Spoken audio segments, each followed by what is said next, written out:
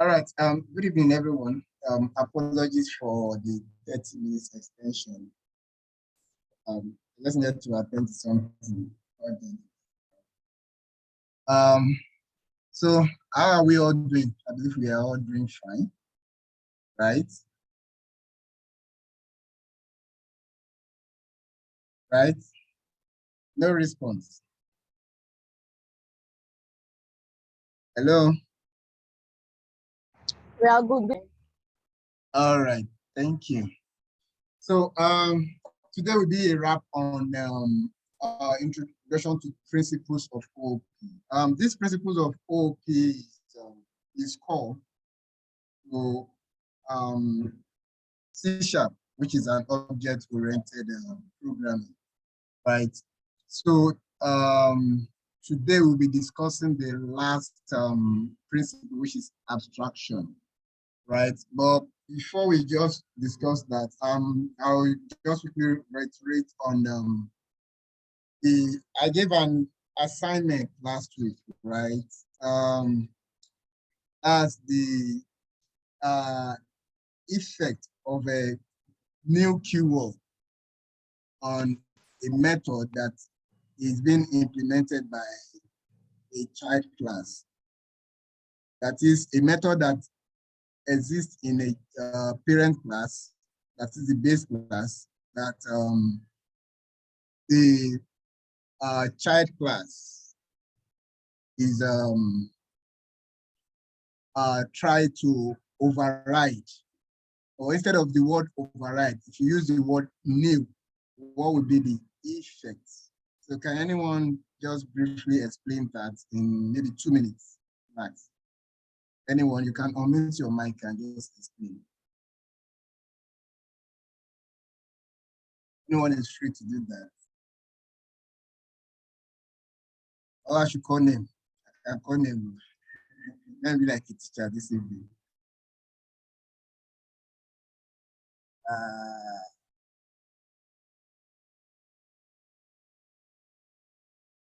Hello.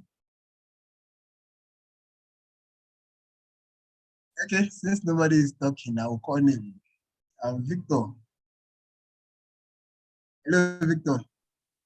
Hello, sir. Yeah, good evening. Good evening, sir. Yeah, do you the assignment I gave last week, do you have anything to say about it? Sir, I'm like a newbie. I really don't have anything. Okay, let me call the OGs.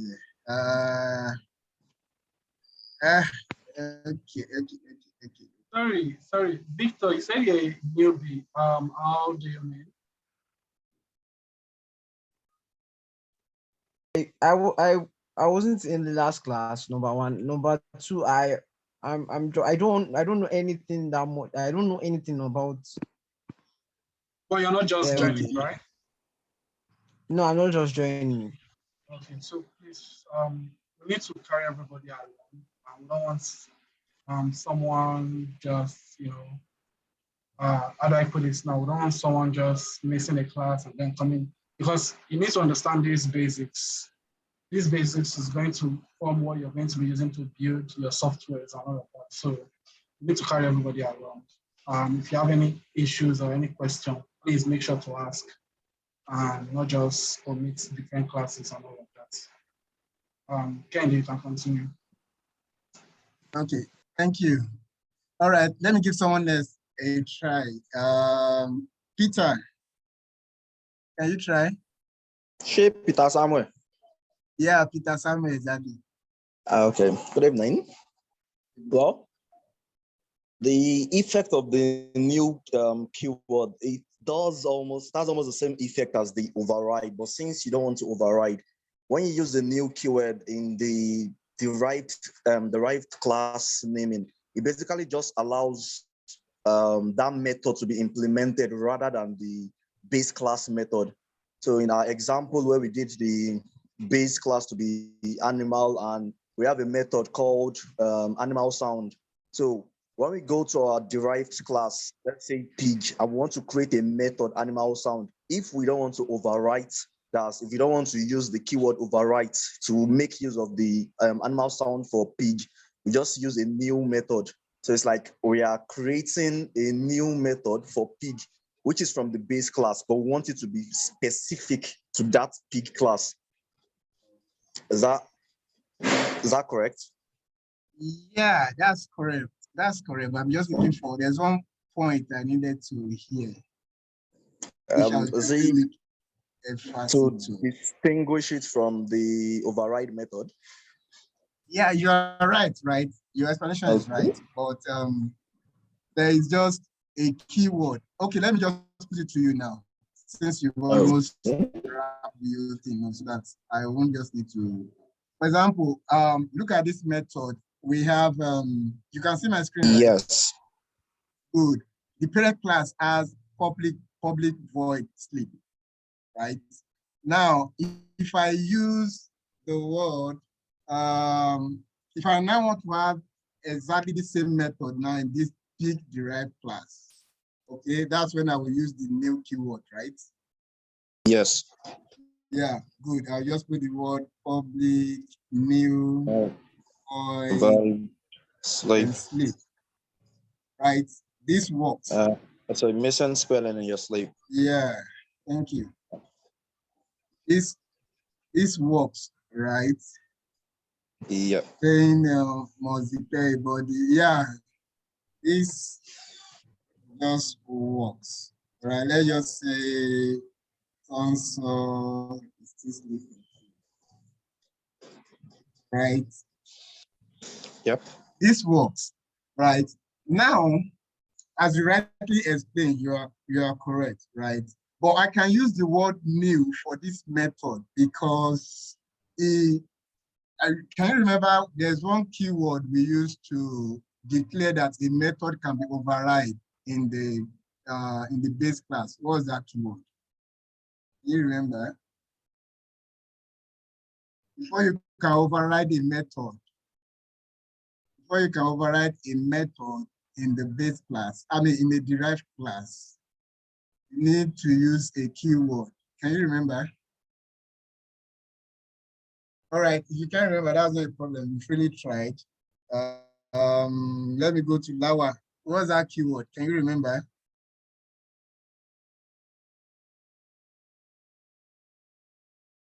Okay. Hello, Lawa. Are you with us?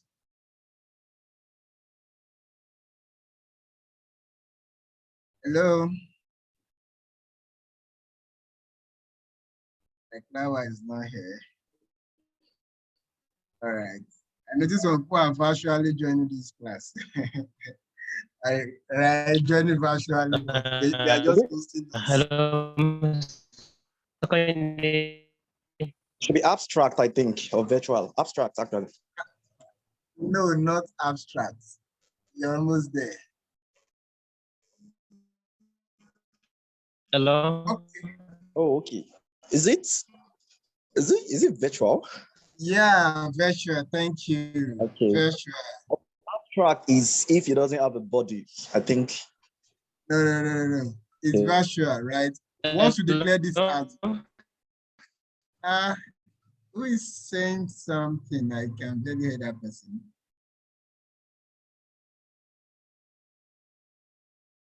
No, someone is trying to say something.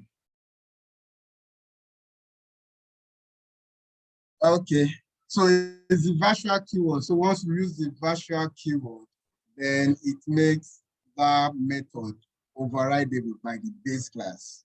Okay.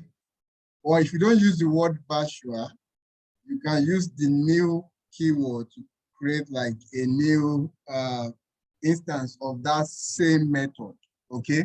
So please don't forget, this goes for both method and properties of a class. This goes for both methods and properties of a class. All right, thank you. Let's quickly just move ahead to this class. Thank you very much again, Peter. So let's just move to what we have today, which is abstraction. Please confirm you can hear me. I can. All right, thank you.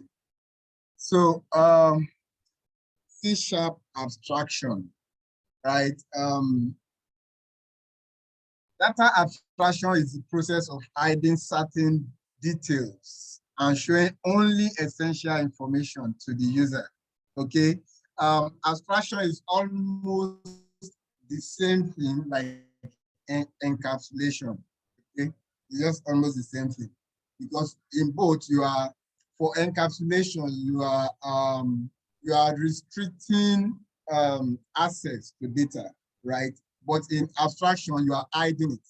Okay, you are not showing it because users don't really need to know. Take for example,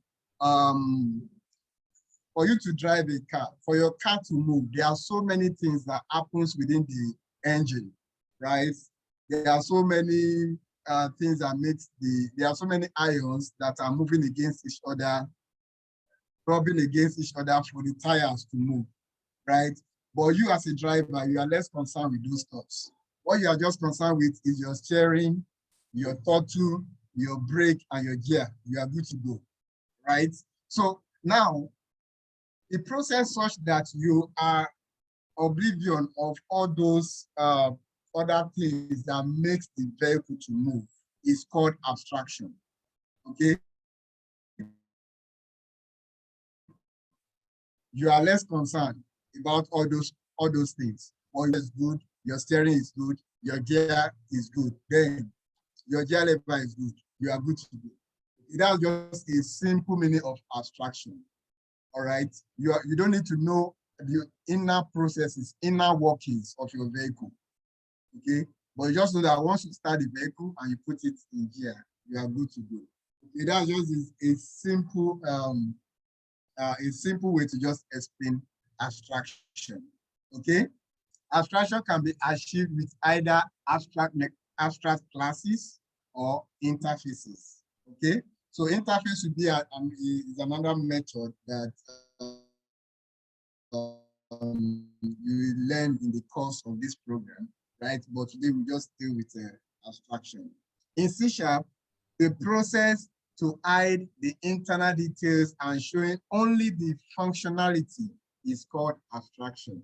The abstraction modifier indicates the incomplete implementation, right? Abstract is also an example of modifier in C#. Okay, we've discussed the other modifiers, right? Like the public, internal, or protected, private, right? So we've discussed those modifiers. So abstract is also a modifier. The keyword abstract is used before the class or method to declare the class or method as abstract. It's very simple. To declare a class as abstract is just very simple. You put the keyword abstract before the class, and that declares the class an abstract class. Okay? Good. Now let's look at abstract method. A method which is declared abstract has no body. Okay, and declared inside the abstract class only. Okay, that is, you can only have abstract method in an abstract class. Okay, if I remove this keyword here, there will be an error. Okay, because you are putting an abstract method in a class that is not an abstract class.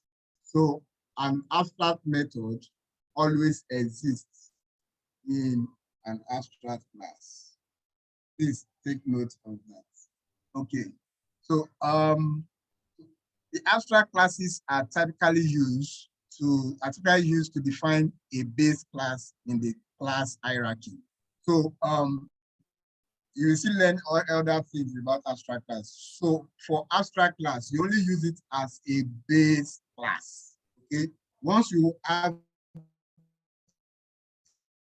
a class that you only want that class to be inherited from.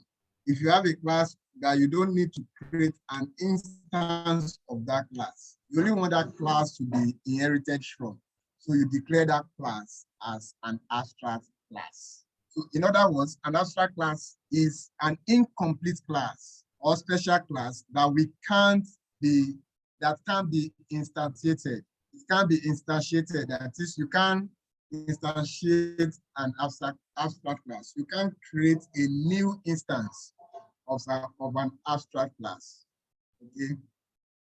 The purpose of an abstract class is to provide a blueprint for derived classes and set some rules. Okay, it's just to provide a blueprint, right? I believe I already explained what a blueprint is when we started this particular introduction to OOP. Okay, so you use an abstract class to provide a blueprint for derived classes and set some rules for them. Okay, what the derived classes must implement when they inherit an abstract class. Okay, so you just set the rules for in that abstract class. Okay, in that abstract class, the abstract method in that abstract class is not actually implemented. Okay, but it's just a method that will be useful for any class that will be inheriting from that abstract class. Okay, whatever property you declare as abstract or method that you declare as abstract in an abstract class must be a method or property that will be in use, that will be used by the deriving classes. Okay, we can use an abstract class as a base class, and all derived classes must implement abstract definition. Okay, that is, all the derived classes must implement the abstract definition alongside as we go. Okay, so some general points to note. Okay, general points to note about abstract class. General points to note about abstract class. Generally, we use abstract class at the time of inheritance. Okay, we use abstract class at the time of inheritance. Okay, since I not finished this abstract method. Okay, let's talk about abstract method, sorry, before we go to general points. Okay. A method which is declared abstract has no body. Okay. When you declare a method as abstract, it mustn't have a body. That is, it must not have implementation. Okay. And it must be declared in an abstract class only. Okay. So those are the things to note about abstract method. It mustn't have a body, and it must be declared in an abstract class. An abstract method must be implemented in all non-abstract classes. That is, derived classes that are derived from an abstract class must implement all the abstract methods that are in the abstract class that is inheriting from. So after overriding the abstract method, is in the non-abstract class, we can derive this class in another class. And again, we can override the same abstract method. And you will see that in a simple code as we wrap up this. Okay, back to the important points of abstract class. Generally, we use abstract class at the time of inheritance. Okay, abstract class is a class. They are generally used as a base class. They are base classes. So once they are in your model, when you are modeling your class, maybe modeling your classes for your project, okay, you only inherit from them. That is, the derived classes only implement them. Okay, you can't create an instance of an abstract method. I mean, of an abstract class. Okay. So a user must use override keyword. Please don't forget override keyword before the method which is declared as abstract in child class. So that is, I believe we are all used to the word override. As just simply means that you are taking over, right? So you are overriding whatever, you are overriding that method that has been declared in the base class. But in the case of abstract class, the method that is declared as abstract does not have a body. That is, it doesn't have code implemented. It doesn't have code blocks within it. The methods are just being declared. Also, the properties in them are also being declared. Okay. All right. So the abstract class is used to inherit in the child class. An abstract class cannot be inherited by structures. Okay. It cannot be inherited by structures. You know, we have a struct in a C#, okay, which is a value type. So it can implement an abstract class. It can contain constructors or destructors. So that is an abstract class, just like other classes can have constructors. It can implement functions with non-abstract methods. That is, you can have a method in an abstract class that is not an abstract method, okay?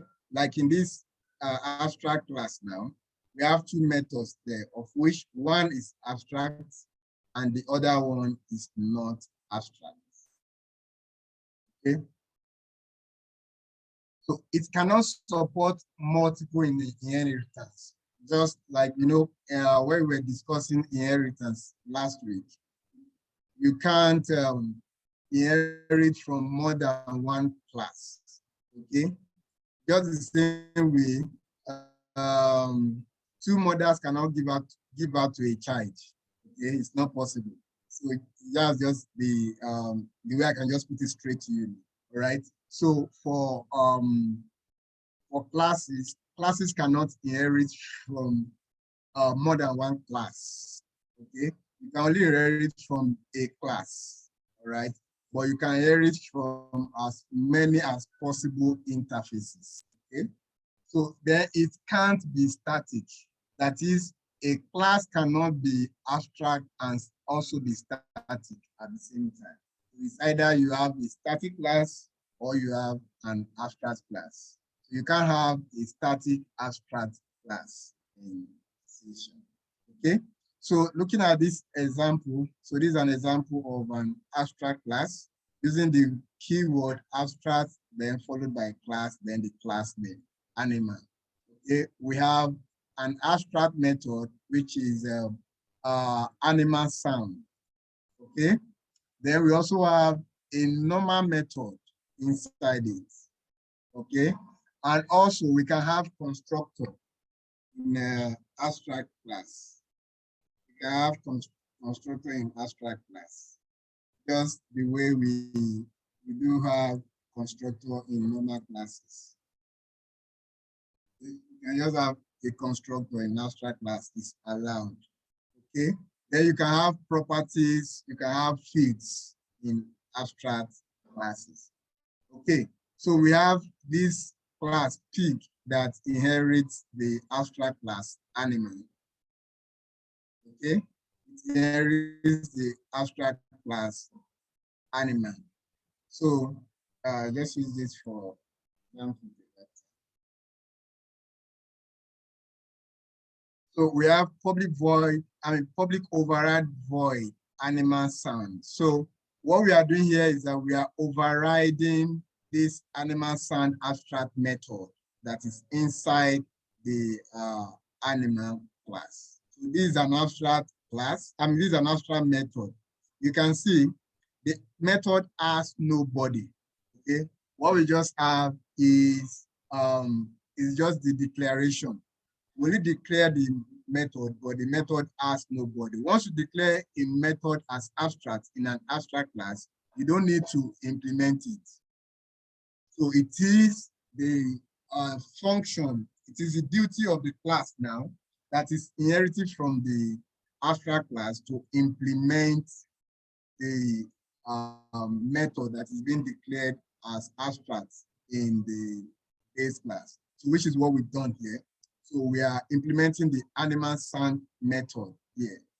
Okay, and you can see the implementation. And if you run this, it will just still work like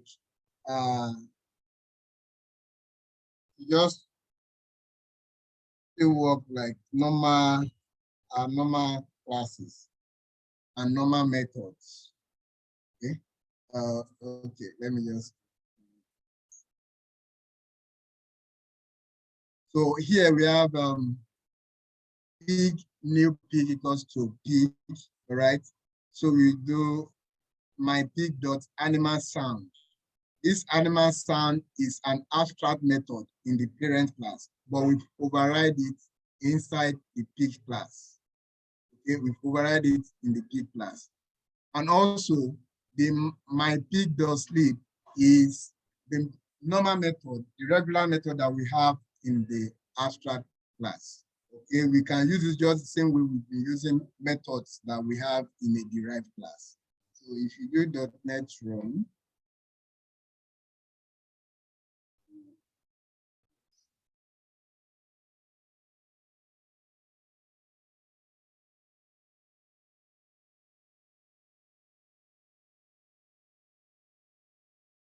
okay, you can see the pig says which is what we have, which is the implementation that we have inside the animal sound, and also the sleep, which is the normal regular method that we have in the abstract class. I hope that is clear. Then let's go to the last example for tonight. So in this example, we are using a program to calculate the area of a square. So using an abstract class and the abstract method. Let me just uncomment all this. So let me quickly explain what we have here. So we have an abstract class called area class. Okay. So and inside the area class, we have an abstract method that calculates area. Okay.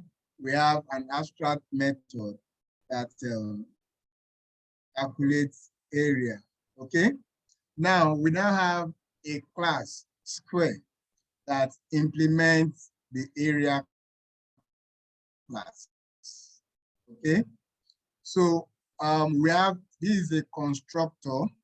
This is a constructor for the square class. And in that constructor, we are passing in the length of the square. Okay. And also we have a field in that class, which is a side, that is the length or side of the square. Then we now have the implementation of the area method that we have inside the abstract class. Okay, you know, in the abstract class we have our abstract public int. Let me just change this. Okay, we have public abstract int area. Okay, this is the abstract method inside the abstract class. Okay, now this is now the implementation of the abstract method inside the derived class. Okay, so what we are just doing here is that, okay, for any class that will be implementing this area class, it must define this particular method.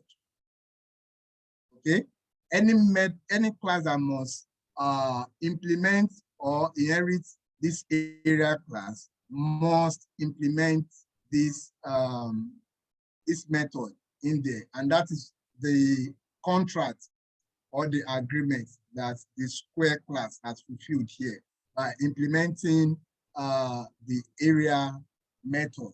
Okay, using the override keyword. Okay, just using the formula for calculating area of a square, which is you just multiply the two sides, or L squared, right? So this is the usage here. Okay. So what we are doing here is that we are creating an instance of the square class, okay? And we pass in the length of the square, okay? We pass in the length of the square as 6. Then we just console log to calculate the area. So we now have area equals to whatever the area is, okay? If I run this,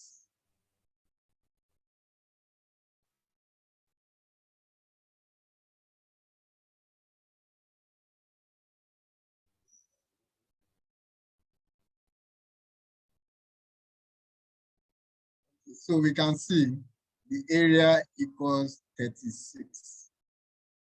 Yeah, you can pass in whatever value here as the side, okay?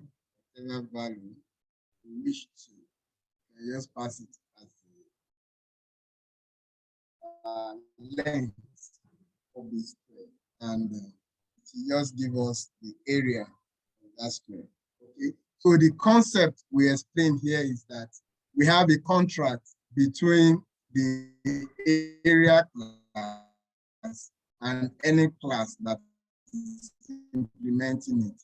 And that contract is that they must implement the abstract methods inside. That is what has been done here. So that brings us to the end of the introduction to the principles of the OOP. So let me quickly say this before we end the class, before you ask your questions. When we're discussing about modifiers, okay? So for a class, okay, when you have a class that doesn't specify its modifier, okay, the implicit modifier for the class is protected. No, sorry, is internal, sorry. The implicit modifier for the class is internal. That is, the class can be, the properties, the public properties of that class can be used or can be seen by all the classes that are in the same assembly with the class. Yeah, I remember we said it was private the last time. No. But once you declare a class and you did not explicitly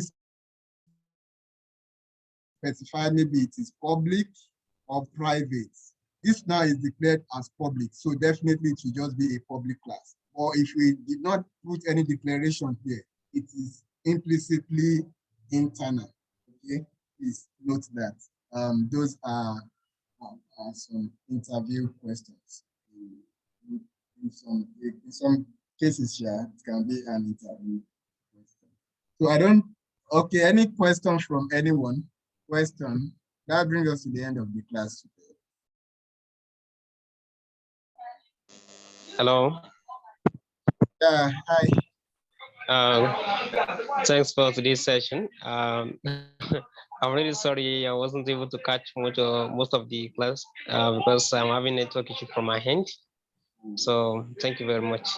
I just want to ask this, when do we use abstract classes and when do we use methods when we are trying to code? Or we